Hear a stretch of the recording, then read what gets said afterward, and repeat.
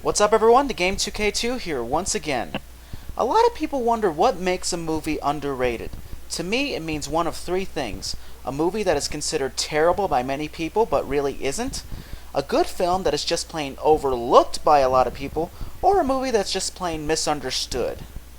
So today I'm doing my top 10 underrated films. Before I begin, let me just remind you that these are my choices, so if you don't agree, don't go crazy. In fact, I'm willing to hear what you consider to be underrated films. So on that note, let's begin. Number 10. Strange Days. I'm amazed at how many people have not watched this film. About a former police officer who deals with a recording device that a person wears on their heads, and it literally records what they see and what they feel.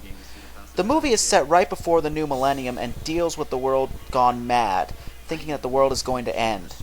I think Strange Days is one of the most creative stories ever written. The storyline is incredibly original, and the twists and turns that occur throughout the story are amazing.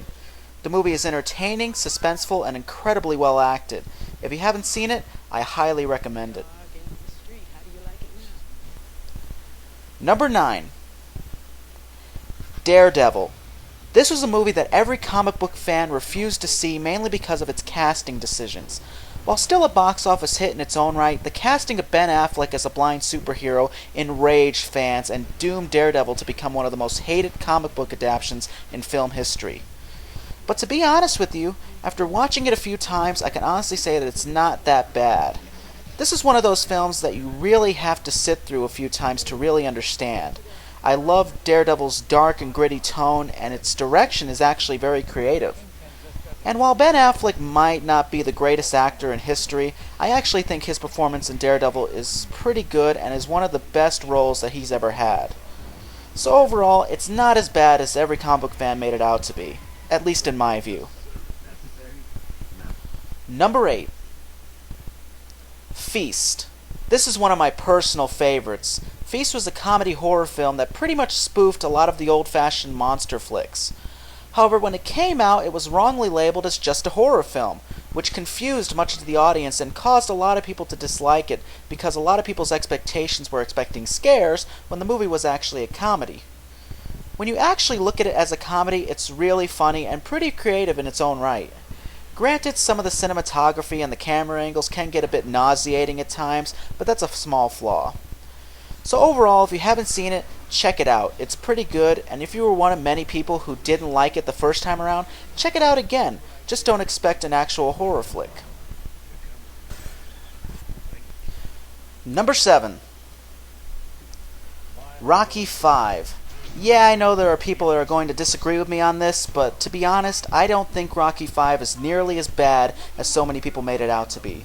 Sure, the acting isn't perfect in a lot of areas, and a few story elements make little to no sense, but overall, I liked Rocky V, and actually prefer it over 3 and 4. Don't get me wrong, I also liked 3 and 4, but every critic and fan complained on how Rocky V departed from the rest of the Rocky franchise's traditional type of storytelling. To be honest, didn't 3 and 4 do the same? Rocky 1 and 2 were dramatic movies about an underdog fighter who gets a shot at the title. Rocky 3 and 4 were like action movies. They were more fast-paced, and Rocky's villains in the movies seemed more like traditional action villains than boxers. To be honest, I think the only reason why people disliked Rocky V was because they had gotten used to the fast-paced storylines and the fighting of the third and fourth film, and just didn't like that it went back to the slow and dramatic elements of the first two films for Rocky V. So, again, not as bad as so many people made it out to be. It's not the best movie in the world, but it could have been a hell of a lot worse. Number 6. Batman Forever. Often considered the movie that started the downhill slide of the original Batman franchise, Joel Schumacher's first effort wasn't that bad. Most people tended to overlook or just deemed it terrible because Tim Burton wasn't directing it. Granted, the tone was lighter and the comedy was really amped up with the addition of Jim Carrey, but it actually was really entertaining. The story is actually not that bad, and Jim Carrey's comedy really shines in this film. However, I didn't really prefer this film's version of Two-Face, but overall, it's an entertaining flick that might not be the best of the franchise, but it could have been worse, and I mean worse. Number 5. Mouse Hunt. It's become easy to overlook a lot of films in 1997, especially since Titanic outshined nearly all of them, but Mouse Hunt has become one of my favorite comedies. If you've ever wanted to see a live-action version of Tom and Jerry, Mouse Hunt is the closest thing you're going to find, except instead of a cat, it's now two men trying to get the mouse, and it really works. The story is actually pretty good, and the effects are really good for the time. This movie is slapstick comedy at its best, and it never gets boring. So if you're looking for the Looney Tunes brand of comedy, you will definitely like Mouse Hunt. Number 4. The Cutting Edge. This is one film that I'm surprised doesn't get shown more often. This is often labeled just another chick flick, but it's really more than that. It's a great story of two completely polar opposite people from two different types of lives that become a truly great couple. The story isn't anything new, but the way it is told was. It's both subtle and unbelievably entertaining. Everything works in this film, the drama, the comedy, and the characters. And the figure skating isn't half bad either. So if you haven't seen it, see it. It's really good. Number 3. Star Wars Episode 1: The Phantom Menace. I find it completely ironic that the best acted film of the Star Wars prequel series is considered the worst film of the prequel series. This is another one of those films where I think hype leading up to the film kind of killed it. The trailers and the posters made it out to be this action-packed film when it was actually more story-driven. And that really pissed off fans. But if you can look past that hype, it actually is a pretty good film. Like I said before, from an acting standpoint, it's really good. Except for Jake Lloyd, who's unbelievably terrible, and the story isn't half bad either. Granted, there are elements of the story that do raise a lot of questions, like Anakin building C-3PO, and Anakin being a child.